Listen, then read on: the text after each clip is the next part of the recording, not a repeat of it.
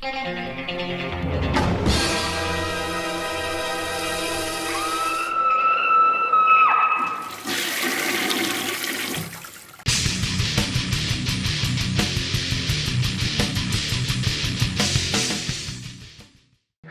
up everyone, Thralls Metal here once again. I'm the Crockneck and I have an album review for you. This is yet another one from our buddies at Screaming Toilet. Again, cool site full of reviews and all sorts of pop culture stuff, podcasts, even toy reviews and such. Definitely check it out. There will be a link below in the description. Go check it out. So today I am reviewing the debut full length from the band Solicitor with their album Spectral Devastation.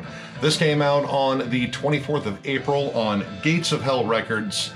They are based out of Seattle, Washington, and this is a female-fronted kind of hybrid of heavy metal, thrash metal, speed metal, and I would even say notes of like black metal or early death metal. It's really interesting. The core of it is very much like heavy metal or classic speed metal. Right from the rip with the song Blood Revelations, you definitely hear it. It's very much like those early Iron Maiden sounds, especially Killers era. But in there you gotta have this sort of thrash energy, like very early thrash, like early Slayer, early Metallica. And I would even say like it has just some subtle nods to Kill 'Em All especially. Now right away, the thing that jumped out to me were the vocals. This vocalist is awesome. I love her delivery. It's not too clean. It has a nice raspiness to it. And my God, she has a fantastic range. Like she can really throw out some really cool growls and then have these very high falsetto screams that are just absolutely soaring. Absolutely kills it on this entire album.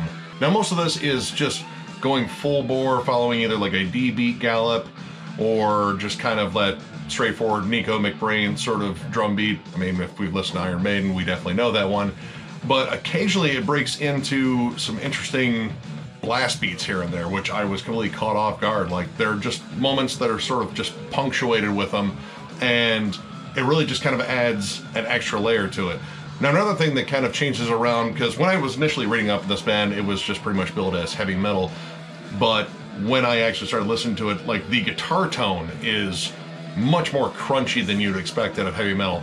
And honestly, one of my main complaints about classic heavy metal or trad metal is that it's not necessarily that heavy. It's really good, and it was heavy at the time when it came out in the like late 70s, early 80s, but now it sounds, you know, not as extreme as many other subgenres.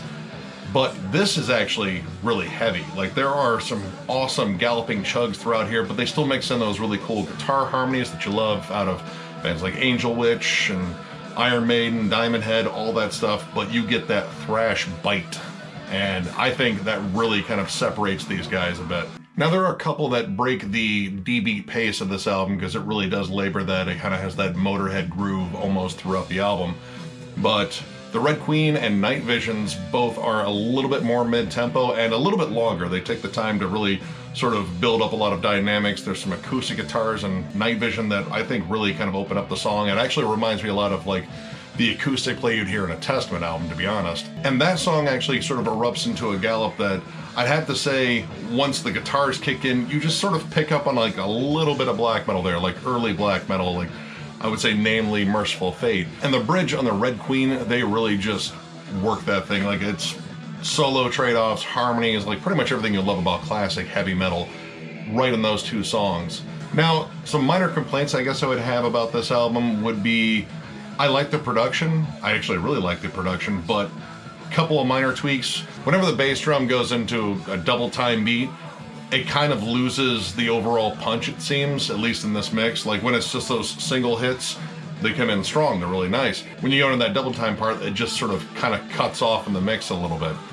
And as much as I like the guitar tone, it's very raw sounding, and I really just like that, but when it comes down to the harmonies, sometimes it could use like a little bit cleaner approach, just because I think it would make those harmonies sing out a little bit more. And only on a couple of tracks, I think they overdo the vocal harmonies, since it's pretty much just her singing outside of some gang vocals. She has a great natural voice, and they sort of throw in some harmonies that, while they sound good, they don't necessarily scream they needed to be there. She was carrying it on her own, especially the track Betrayer, where I think this whole song is absolutely killer. But when they throw in the extra vocal harmonies, it just sounds a little bit too much, and I kept thinking her natural delivery in this, just the solo vocal, would have been even stronger. But again, a real minor complaint. Now, while this album opens strong as hell, and there really aren't any weak points, it closes even stronger. The songs Specters of War and Grip of the Fist, back-to-back thrashy barn burners, especially Grip of the Fist. This is, I would say, the heaviest song on here. Leads in with a cool fade-in like you'd hear on Black Magic on Show No Mercy, and then it sort of just breaks into blast beats. Like, this is probably the most pronounced moment of blast beats on this album, and it actually has like kind of an early death metal tremolo, like thinking like Possessed or something like that, and then it breaks into this really cool ascending riff, and my god, this song is one of the most energetic and bombastic ones on here, and this whole album is loaded with energetic songs. It does not skimp one bit. And then Specters of War really just dials up the machine gun guitars. Like, this is a chuggy monster. I love the bridge, especially they use the air raid sirens to announce like that whole incoming feel, and then solo trade-offs. It's just ripping left and right. I absolutely loved this album in general, but those two songs back to back, I thought were absolutely amazing. So overall, I'm gonna give this album 4 stars. I absolutely love this. This is a solid album, and it's just flat out fun to listen to. Like, if you're a fan of classic heavy metal or speed metal or even thrash metal, you're gonna have fun listening to this because it's tons of catchy riffs, well-constructed songs, excellent vocals. Everything is just dialed up to 11 on here, and it just feels like it's all for the sake of fun. Like, this really captures that early 80s feel for metal, but it also has some like modern touches in terms of just crunchier, heavier approach overall. I love the blend of styles on here. I love these subtle nods to other things like death metal, maybe black metal in here, but how it has a fiercely just heavy metal core, and it's just centered on that lush guitar work, great vocal harmonies. It's, again, pretty much everything you're looking for out of 80s metal, and it's awesome, start to finish. So, if you enjoyed the review, give it a thumbs up, and if you are new to the channel, subscribe because we do stuff like this all the time. Catch you guys later.